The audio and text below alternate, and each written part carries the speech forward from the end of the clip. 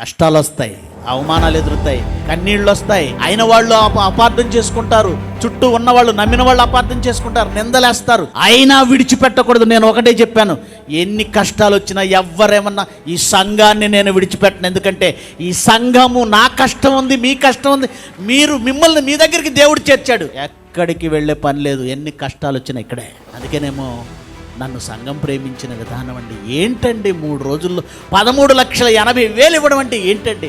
కన్నీరు పెట్టేశారండి. నా తల్లులు, నా తండ్రులు, నా అక్కలు, నా చెల్లెళ్ళు, నా తమ్ముళ్ళు, నా అన్నలు కన్నీరు పెట్టి ఏడ్చి లేకపోయిన అప్పులు తీసుకొచ్చి ఇచ్చారండి. లేకపోయిన అప్పులు. ఈరోజు నేను ఇలా బ్రతికున్నానంటే ఇది మీరు పెట్టిన భిక్ష. ఈ ప్రాణం మీరు పెట్టిన భిక్ష. మీరు బ్రతికించుకున్నారు. అందరికీ శిరస్సు వంచి చేతులెత్తి నమస్కారం చేస్తున్నాను.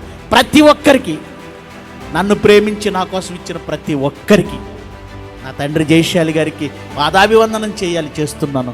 నా అన్న జమరి ప్రసన్నబాబు గారికి, నాతోటి డిప్యూటీ డైరెక్టర్, ప్రతి ఒక్కరికి పేరు పేరున ధన్యవాదాలు తెలియజేస్తున్నాను. ఎందుకు ఈరోజు నేను మీ ముందు నిలబడ్డానో తెలుసా? ఎందుకు ఈ మాటలు చెప్తున్నానో తెలుసా? సంఘాన్ని ఎప్పుడు విడిచిపెట్టకండి. ఆశ్రయపట్టణం నుంచి వెలుపలికి వెళ్ళిన వాడు చస్తాడు. ఆశ్రయపట్టణమైన సంఘం నుంచి వెలుపలికి వెళ్ళిన వాడు పాతాళం చేత మింగివేయబడతాడు.